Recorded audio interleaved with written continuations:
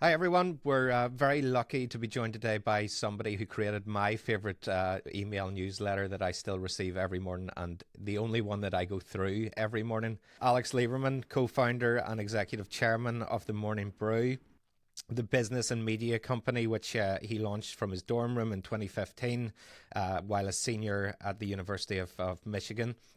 He started it as a side project, so super excited to get to understand from side project to something that's a bit bigger, to a $75 million exit. And in 2020, as I just mentioned, he had the exit of selling the Morning Brew to Insider Inc. in a deal valued over $75 million. So really excited to hear how that came about. Alex is also a startup founder, podcast host. I'm sure you'll have seen lots of his videos on LinkedIn and Brian Park and the likes of that, talking to young entrepreneurs looking to get their business off the ground. And he's a podcast host of the Founders Journal. We're incredibly grateful for your time, Alex, and thank you so much for joining us. Thanks for having me. Pumped to do this. I'd love to start with the obvious, as I'm sure that you're sick of talking about this, but as somebody that is a big advocate for the Morning Brew, in fact, whenever there a new start comes on board, I will suggest we have a reading list, and we also have a newsletter list along with a podcast list. I would love to get to grips with starting something that was, even in 2015, was a massively saturated market. How did the want to do that come about? Yeah, so first of all, I appreciate you giving the brew props and referring folks to the newsletter.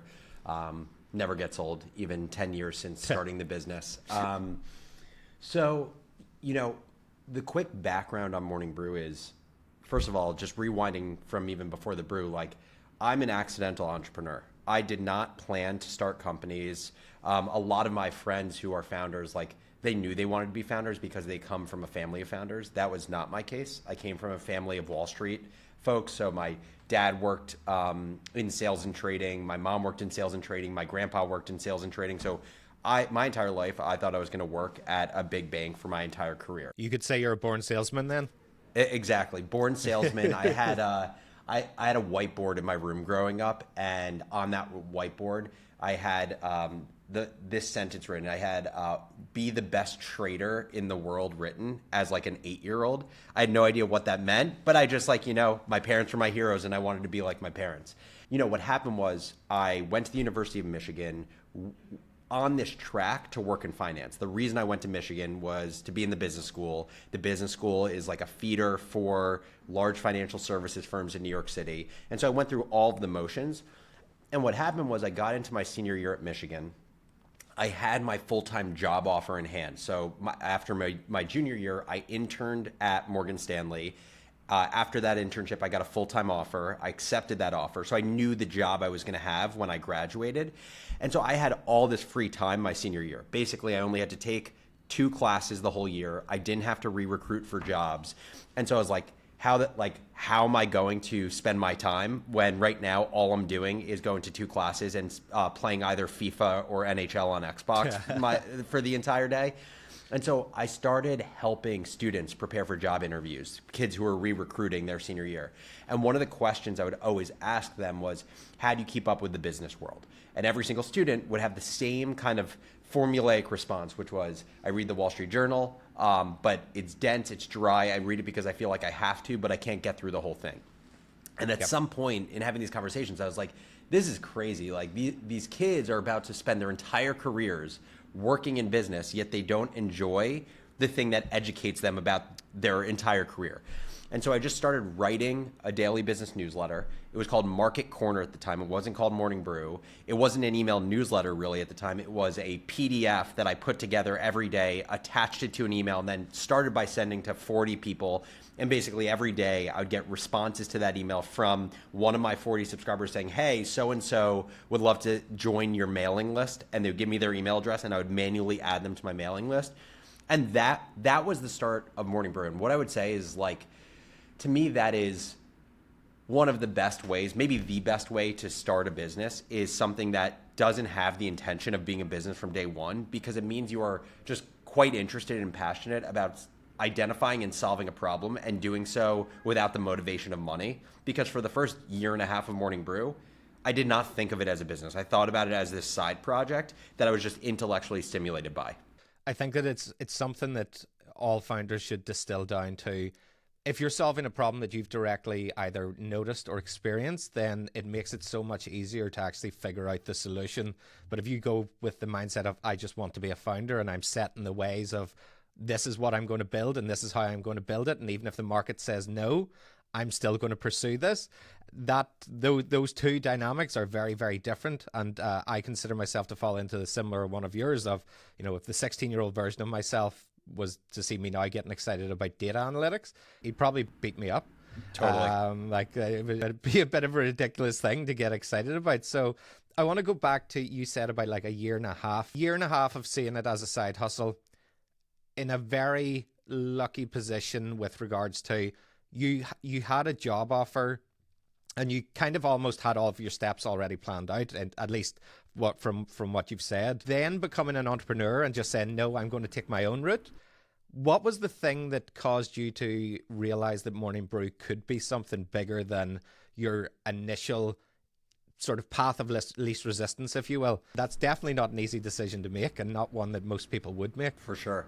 I mean, the honest answer is I think the number one thing that caused me to take kind of the path less traveled in my family was my dad passing away. When I was a week before my junior year of college, my dad, who was 46, passed away from a stroke. He was perfectly healthy. There were no warning signs. And one day he was there, one day he wasn't, and he was my best friend. And so, it sounds cliche to say, which is like, time is short, spend it as if it's your last day. Like, you hear these things, but I think like living the experience of someone who is healthy, being here one day and not here the next, unfortunately, was the best teacher of this lesson for me. And so something just switched in my brain, which was, I need to spend my time in a way that I'm not regretful and that I actually enjoy what I am doing. And, just to give you a window into my life at Morgan Stanley, first of all, my experience at Morgan Stanley was not sustainable. My first year of being there, so this is June. So I started at Morgan Stanley August of 2015. I had graduated from Michigan in May of 2015. I move into New York City. I'm living in a 5-bedroom apartment with 4 other friends from Michigan. I am living in a windowless room, so no natural sunlight. I'm waking up at 5:11 in the morning. I remember I would have 7 alarms set because it was so dark in my room. I didn't have confidence that the first 3 alarms would wake me up. I'd wake up at 5:11. I'd go to Times Square. So the only light I saw in my day were the obnoxiously light billboards of Times Square. I'd go to Morgan Stanley. I'd work out in the gym. I'd be at the trading desk by, let's call it 6:30, 6:45. I'd work as a trader until 6:30 to 7 o'clock at night. I'd come home. I'd spend 2 to 3 hours working on Morning Brew. I'd fall asleep with my laptop on my lap, and I would do the whole thing again. And I basically did that for a year straight. I was at Morgan Stanley for a year. And I think in that year, I came to a few conclusions. One is the path I just described to you was not a sustainable path. Mm-hmm.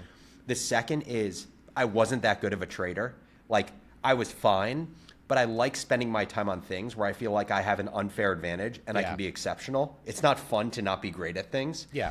And so at a certain point in time, I was like, I'm not that good at this. I don't see myself being best in the world at the thing I'm doing at Morgan Stanley.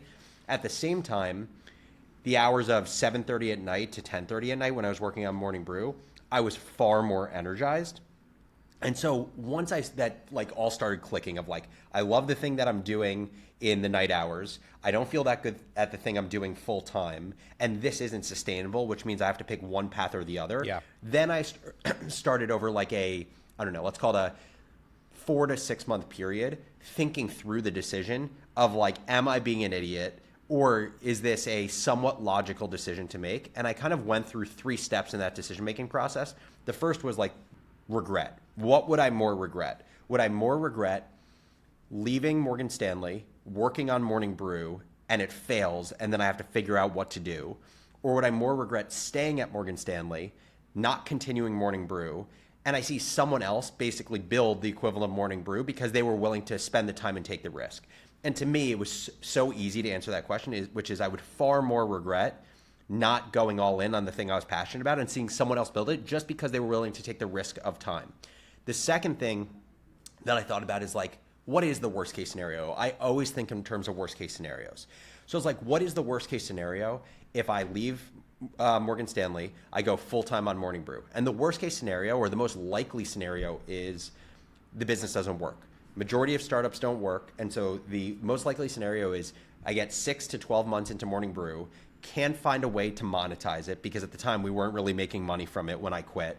And then I have to figure out what's next. And I started going through layers of asking myself, what would be next? So I said, if Morning Brew fails, then what? And I was like, okay, maybe I could go back to Morgan Stanley and I have just another experience as an entrepreneur that can make me hopefully a better trader. But I said to myself, okay, but let's just say they're not willing to take me back. Then what's next?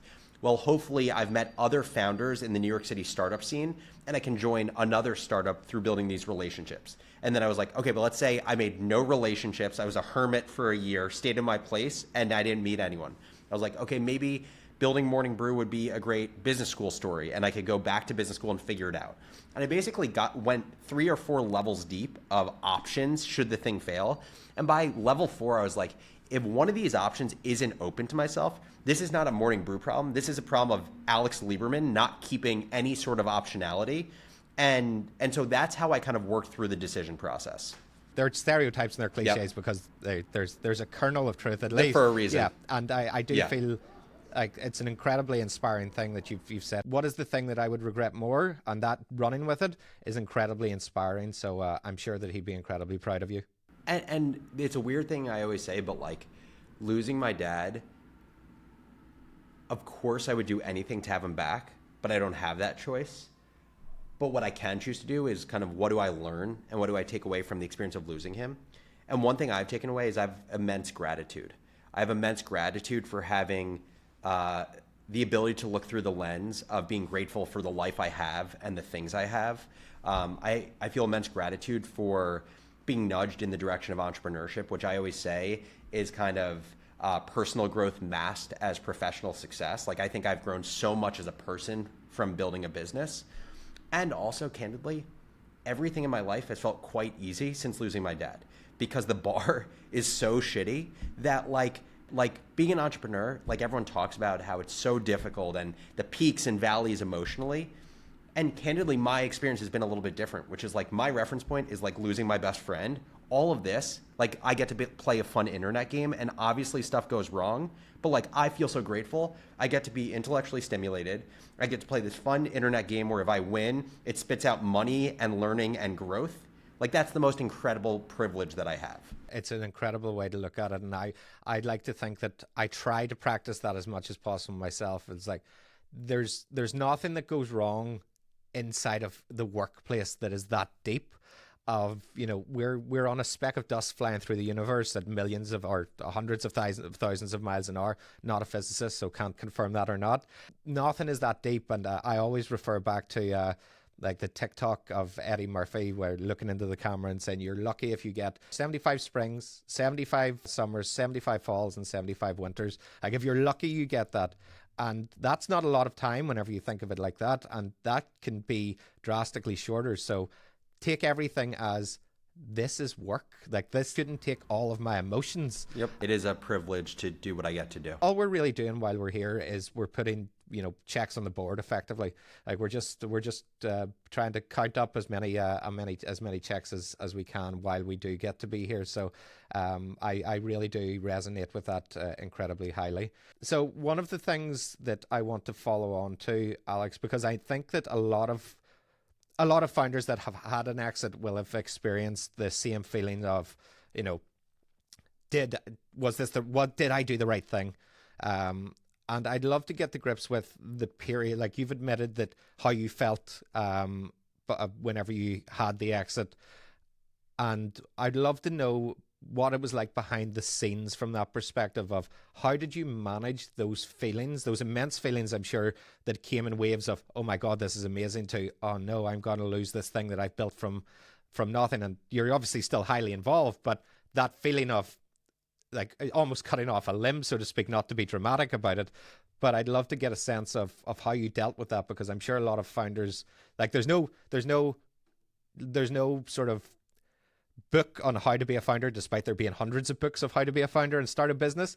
There's no one like blueprint that everybody can follow and they'll have a successful business.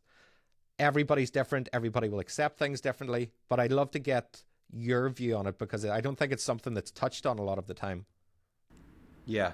So I guess there's three things I want to hit on, and remind me if I forget any of them. The first is like what the process of selling the business was like, because I would say it was quite unique since we did an entire sales process during the heart of COVID. The second is the decision of like selling the business, and was it the right decision, and kind of have I questioned that decision? And the third is kind of what I would call like the loss of identity post selling a business. So I want to hit on each of these. The first one is like, my co-founder Austin and I had no plans to sell the business for a very long period of time. And the reason for that is we always said to ourselves, we are so grateful for what we get to do. We get to grow and learn every day. We get to work around really smart people. We get to have full autonomy in decision making and have complete freedom. We don't have to worry about money right now. And we get to have an impact on people. And our view is like, we do those 5 things. Why would we do anything that potentially jeopardizes those 5 things? So that was always my co-founder, Austin, and my perspective. And what ended up happening is in late 2019, we were approached by Axel Springer, which is the holding company over Insider, Politico, several European media companies. And we had an offer, or at least interest or indication of an offer put in front of us, that Austin and I were like, we would be absolute idiots to not have a conversation. So we started having a conversation in late 2019, and mind you, we didn't complete the sales process until October of 2020. So basically it was a year-long sales process, which is pretty long. Like I would say a typical sales process may take 6 months. And part of the reason it was long is because we were doing this negotiation during COVID. And what that really means is it was a moving target trying to value our business and look at how much this deal made sense or didn't make sense. If you were to look at our business in April of 2020, you would have been like, oh, this is a shitty business, because March 15th is when COVID started. 2 weeks later, I vividly remember being in my in-laws' living room, being on the phone with Austin, and basically we found out that one of our big advertisers pulled their sponsorship for the next day, which was like basically lighting $50,000 on fire. And then over the next week, I want to say something like a third of all of our advertising dollars that we had booked went out the door, got canceled. And so during that period of time, let's call it like back half of March into the first half of April, Austin and I were literally scrambling to say, like, how do we bring in enough money so we don't have to lay people off? So, of course, the first thing we did is we brought our paid marketing dollars down to 0. That was like an easy thing to turn off. We then literally started thinking about, I think we stood up a Patreon at some point to ask for like subscribers or donations. And then what happened was back half of April into May is when like stimulus checks started hitting, interest rates were lowered, and the advertising market went crazy. Like we saw more demand for ads in Morning Brew in that month than any other time in the business. So all of a sudden we went from the offer that we had put in front of us seemed like, oh my God, this is the best deal ever because we're losing advertising dollars by the second, to our advertising business is crushing it now. Are we undervalued? So like it was such a roller coaster during that year. Full-blown whiplash. Oh yeah, it was crazy. And so then we closed the deal in October of 2020. And I stepped out of the CEO role in April of 2021. That's when I went from CEO to chairman. So one thing I'll just say about my thought on the sale is I have zero regrets from selling our business. And I also knew at the time of selling our business, like as you talk to people who have had their businesses purchased, and you learn kind of what post-acquisition success or failure looks like. It's like you basically need to assume if you sell your company, there is some very non-zero chance that your business ends up being a shell of itself 5 years in the future. It's just for acquisitions to work well, no matter who's buying your company, it is just very, very difficult. And so I very clear-eyed going into this sale process knew there was a chance that Morning Brew would die at some point. And the reason I was okay with that, not okay with it, but I was willing to make the trade-off is at the time I was, let's call it around 28 years old. And I was talking about making a life-changing sum of money that would have my family, my family, meaning my wife and my future child, taken care of. But as importantly, when my dad passed away, I promised my family that, like my broader family, that I would take care of them and they would never have to worry about money. And candidly, the most fulfilling part of this entire journey has been fulfilling that promise. To me, it was a no-brainer. It was a no-brainer that at 28, being able to set myself and my family up for life was something that, going back to regrets, I would have far more regrets about if that opportunity went away and never came back.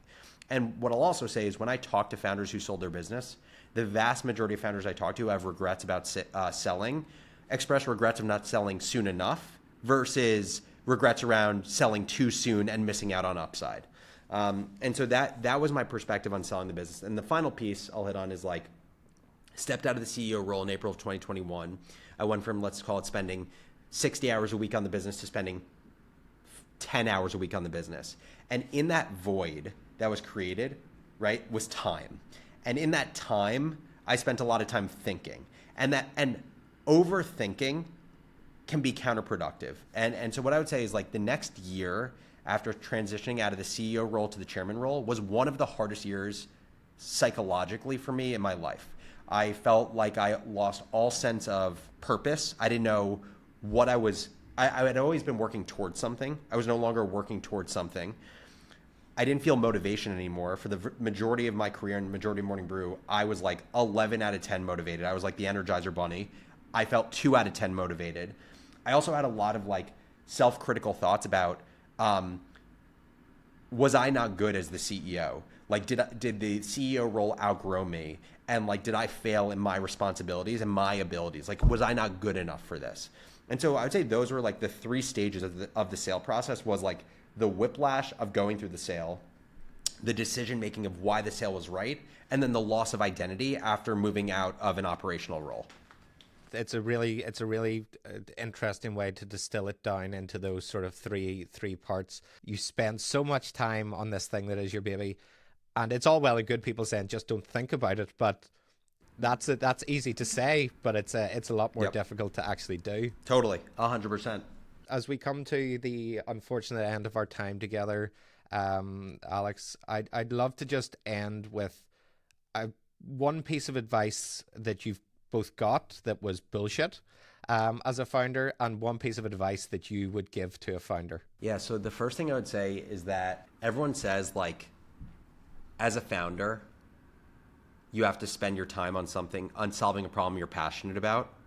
And I think that's complete bullshit. And people talk about ikigai, which is kind of your reason for being, right? And it's the intersection of what you're good at, what you're passionate about, what the world is willing to pay you for, and I think something else. I think it's bullshit. And the reason I say that is oftentimes I think, one, you don't know what you're passionate about from the beginning. You often don't have deep passion at the start of doing something. And also I think oftentimes passion can come from places that aren't just the problem that you're solving. They can come from the people you're solving them with and also the momentum of having successes with that business. And so if you were to ask me, was I passionate about writing a daily PDF to people? No, I don't think I was particularly passionate about it. I think it was a good way I spent time. I was learning and it was intellectually stimulating. But I started feeling passionate about it when I started winning. When the email list started growing, when I was getting replies from people saying this is incredible, when I kind of moved up and found a co-founder, then I found a writer. The feeling of progress to me is what creates passion. And my passion for Morning Brew continue to grow as there was progress in the business. I couldn't agree more that the passion almost grows alongside that momentum. It's like you don't have to be passionate. Like, as I said, if 16-year-old version of me saw that I was passionate about data, it would be a strange conversation for sure. But Totally. Alex, it's been a pleasure having you. From dorm room to Wall Street to unfortunate family circumstances that you came through with the best mentality I think that anybody ever could come through, and to building something that to this day is still incredible and is still as I said, any founder out there that wants to get to grips with what's happening in the overall markets, what is the news that I should care about, the Morning Brew is definitely the place to find it. And I really appreciate you taking the time with us. It's been an absolute pleasure.